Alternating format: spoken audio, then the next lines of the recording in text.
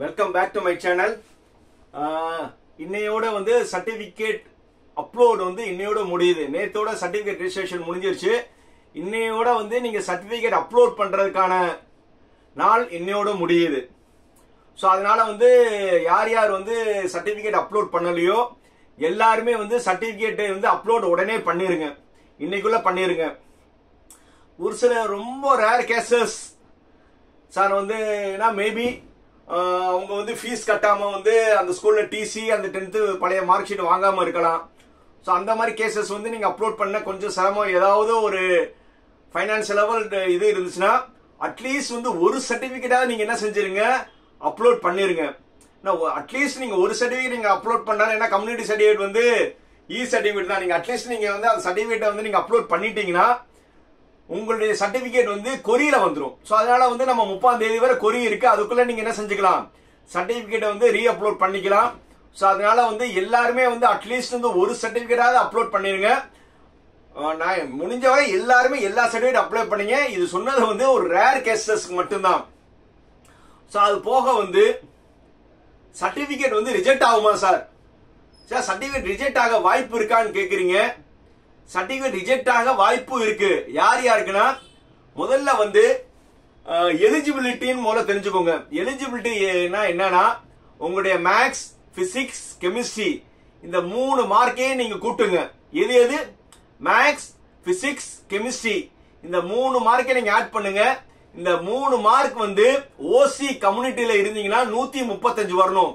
45% சொல்லியிருக்காங்க. 45% 3க்கு நீங்க 3ஆல பெருக்கினீங்கன்னா 135. 135 மார்க் இருந்தா ஓசி கம்யூனிட்டிக்கு வந்து எலிஜிபிலிட்டி. அதே இது BC, BCM, MBC, DNC, SC, ST, SCA இவங்களுக்கெல்லாம் வந்து 40%. அப்படின்னா என்னது, உங்களுடைய மேக்ஸ், பிசிக்ஸ், கெமிஸ்ட்ரி இந்த 3 மார்க்கே நீங்க கூட்டினீங்கன்னா எவ்வளவு இருக்கணும்? 120 இருக்கணும். புரியுதா சார்? கட் ஆஃப் என்ன? கட் ஆஃப்க்கும் எலிஜிபிலிட்டிக்கும் சம்பந்தமே கிடையாது. கட் ஆஃப் வந்து உங்களுக்கு ரேங்கிங் இது கொடுக்கறக்கா தான் கட் ஆஃப். பட் எலிஜிபிலிட்டி வந்து என்னது, மேக்ஸ், பிசிக்ஸ், கெமிஸ்ட்ரி இந்த 3ஐயும் கூட்டினீங்கன்னா ஓசி கம்யூனிட்டிக்கு வந்து 135, அதாவது 45%. BC, MBC, BCM, DNC, SC, SCA, ST இவங்களுக்கு இந்த 3ஐயும் நீங்க கூட்டினீங்கன்னா 120. அப்படின்னா எவ்வளோ? 40%. இது இருந்தாதான் எலிஜிபிலிட்டி. இதுவும் நீங்க கட் ஆஃபையும் கன்ஃபியூஸ் பண்ணிக்கிறாதீங்க. இது எலிஜிபிலிட்டி. இது யாரு இருக்குமா, ரொம்ப லோ மார்க் எடுத்திருக்காங்களா, பார்டர்ல பாஸ் பண்ணவங்க மட்டும் இந்த 3ஐயும் கூட்டி பாத்துக்கோங்க. மத்தவங்களுக்கு ஒரு பெரிய எலிஜிபிலிட்டி வந்துடும். ஸோ ரொம்ப லோ மார்க், நான் ரொம்ப கம்மியான மார்க் எடுத்திருக்கவங்க மட்டும் இத செக் பண்ணி பாத்துக்கோங்க. அது போக வேற யார் யாருக்கு வந்து ரிஜிஸ்ட்ரேஷன் கேன்சல் ஆகலாம்னா, அதர் ஸ்டேட் ஸ்டூடெண்ட் வந்து நிறைய பேர் என்ன செய்யறாங்கன்னா, நம்ம இதுல வந்து ரிஜிஸ்ட்ரேஷன் பண்ணிருக்காங்க. அதாவது அவங்களுக்கு நேட்டிவ், அதாவது அவங்க 8th, 9th, 10th, +1, +2 இங்க படிச்சிருக்கணும் அதர் ஸ்டேட் ஸ்டூடெண்ட். அப்படி இருந்தா அவங்க எலிஜிபிலிட்டி. இல்ல சார், அதர் இந்த நம்ம தமிழ்நாட்டு ஸ்டூடெண்ட் வந்து வேற ஸ்டேட்ல படிச்சிருந்தாலும் ஓகே தான். பட் வந்து அவங்களுடைய பேரண்ட்ஸோட நேட்டிவிட்டி, அவங்களோட நேட்டிவிட்டி என்ன இருக்கணும், தமிழ்நாட்டில் இருக்கணும். 2 கேசஸ். அதாவது அதர் ஸ்டேட் ஸ்டூடெண்ட் வந்து இங்க வரணும்னா அவங்க இங்க படிச்சிருக்கணும். அப்படி இல்லைன்னா வந்து அவங்களோட நேட்டிவிட்டி இங்க இருக்கணும். புரியுதா? சோ இந்த கண்டிஷன் நீங்க நல்லா பாத்துக்கோங்க. இது இல்லட்னாலும் உங்களுக்கு என்ன ஆகும், ரிஜெக்ட் ஆயிரும். ஆட்டோமேட்டிக்கா வந்து என்னது, அப்ளிகேஷன் ரிஜெக்டட் போட்டு வந்துடும். அது போக யார் யாருக்கு அப்ளிகேஷன் ரிஜெக்ட் ஆகும்னா, டூப்ளிகேட். இதே மாதிரி வந்து 2-3 பேர் வந்து நான் சொன்ன 2 அப்ளிகேஷன் போட்டிருக்கேன், 3 அப்ளிகேஷன் போட்டிருக்கேன், ஆர்வ கோரால்ல வந்து நிறைய நீங்க போட்டீங்கல, அதுல வந்து ஏதாவது ஒரு சர்டிபிகேட் மட்டும் ஒரிஜினல் ஆகிட்டு மிச்ச 2 சர்டிபிகேட் ஏன் செஞ்சிருவாங்க, ஆட்டோமேட்டிக்கா ரிஜெக்ட் ஆயிரும். சார் அது எப்படி சார் ஆட்டோமேட்டிக்கா ரிஜெக்ட் ஆயிடுமா? உங்க ரோல் நம்பர் இருக்கு, எம்எஸ் நம்பர் இருக்கு, இது ஈஸியா வந்து என்ன செஞ்சிடலாம், உங்க ரோல் நம்பர், ரெஜிஸ்டர் நம்பர் வந்து அது பண்ணும்போதே வந்து மேட்ச் ஆயிரும். அதுலயே வந்து என்ன டூப்ளிகேட் சொல்லி அவங்க ரிஜெக்ட் பண்ணிடுவாங்க. ஏதாவது ஒரு சர்டிபிகேட் தான் உங்களுக்கு என்ன ஆகும், லைவ்ல இருக்கும்.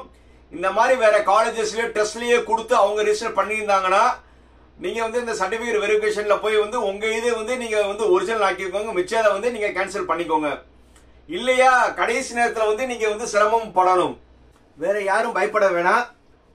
நிறைய பேர் வந்து சார் நான் ஃபர்ஸ்ட் கிராஜுவேட் சர்டிஃபிகேட் வந்து ஏத்தல சார், அதனால ரிஜெக்ட் ஆகுமா?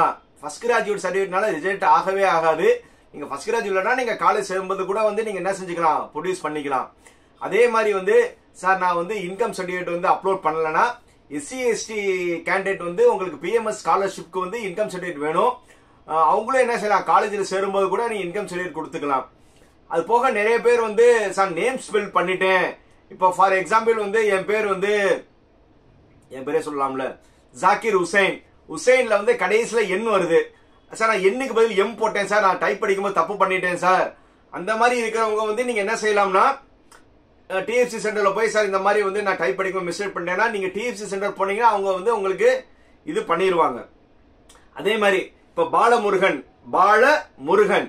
புரியுதா சார், நான் பாலமுருகன் வந்து என் பேர் சேர்ந்துதான் வரும், ஆனா வந்து நான் டைப் படிக்கும்போது ஸ்பேஸ் கொடுத்துட்டேன், இல்ல வந்து பாலமுருகன் வந்து எனக்கு ஸ்பேஸ்ல தான் வரும்.